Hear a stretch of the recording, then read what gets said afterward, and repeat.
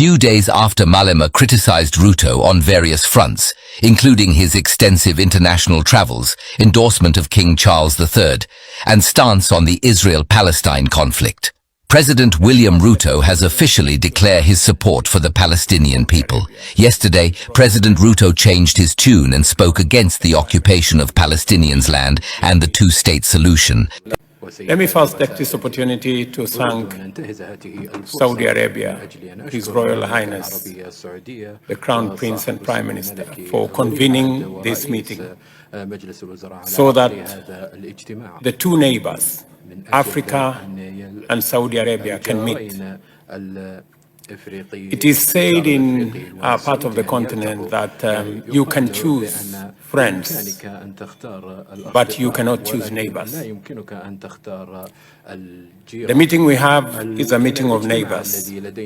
I am told yesterday somebody said that with our binoculars, you can be able to see Africa from here, confirming that we are neighbors. And there is a history of trade and relationship between our two sides. There are three things that I wish to canvass. Number one, that give us both competitive and comparative advantage, and to contextualize the relationship that can be forged out of this meeting. Number one, between Saudi and Africa, we have the energy of the present and the energy of the future. The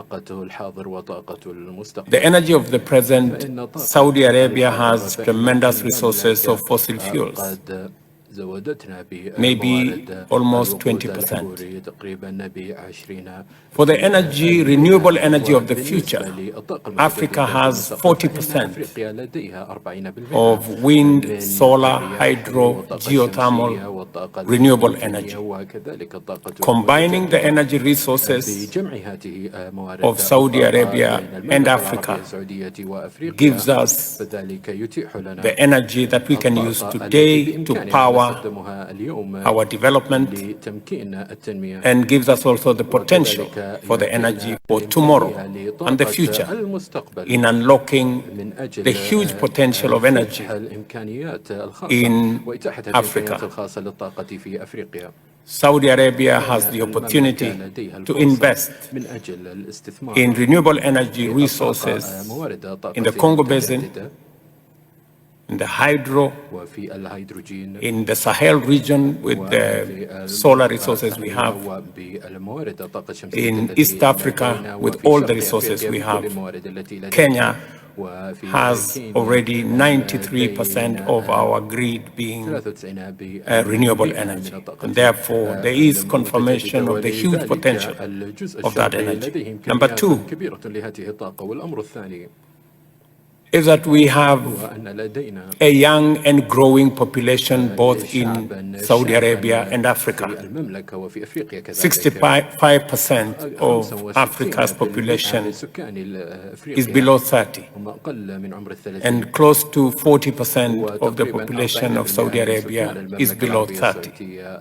On average, between our two regions, Saudi Arabia and Africa, our average age is 25. And with a population of close to 1.5 billion people, we not only have the workforce for the present, but we also have the workforce for the future combined.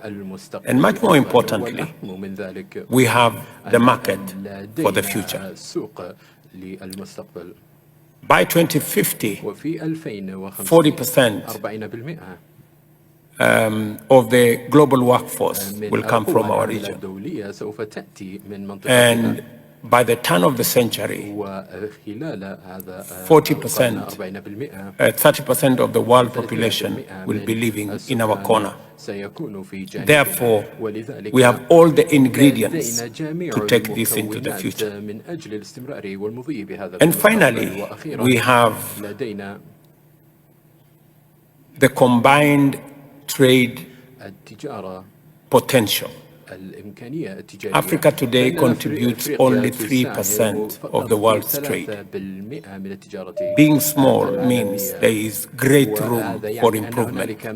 And therefore, between Saudi Arabia and Africa, we can unlock huge potential of trade, enormous opportunity for investment, and with the capital resources in Saudi Arabia and natural resources in our continent, we can not only power the engines of green manufacturing, green industrialization, and use the opportunity that exists not only to create jobs for the millions of young people in our continent, but to create green products, whether it is food and food products from our millions of acres in our region, but also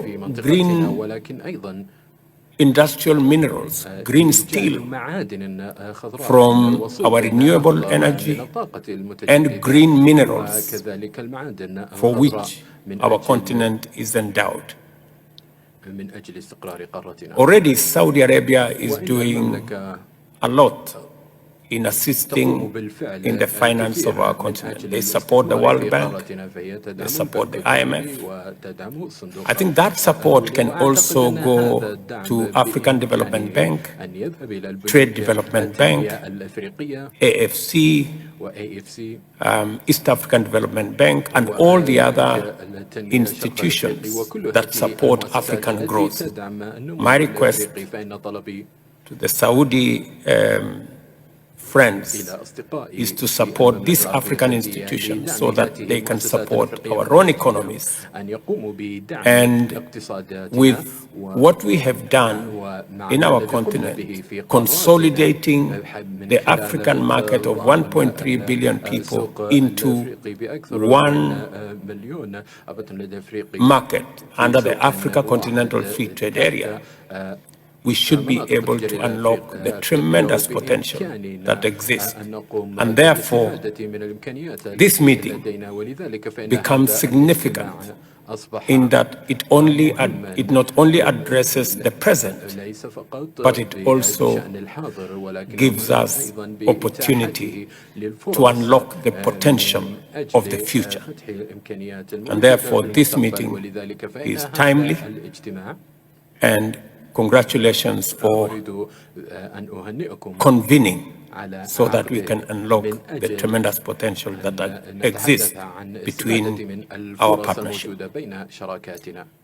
Thank you very much, and thank you for your contribution on matters peace, the JIDA process, which IGAD, under our chair, the President of Djibouti, is engaged in.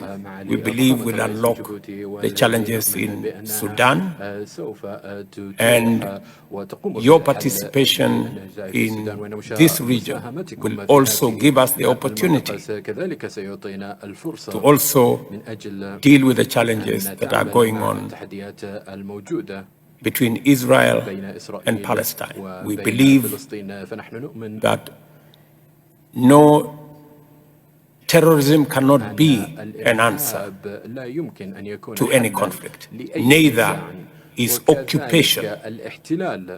We believe that Palestine should be a free state, and we stand for a two-nation solution as a means of resolving the conflict in that region. And thank you very much for your participation and convening this meeting. I thank you.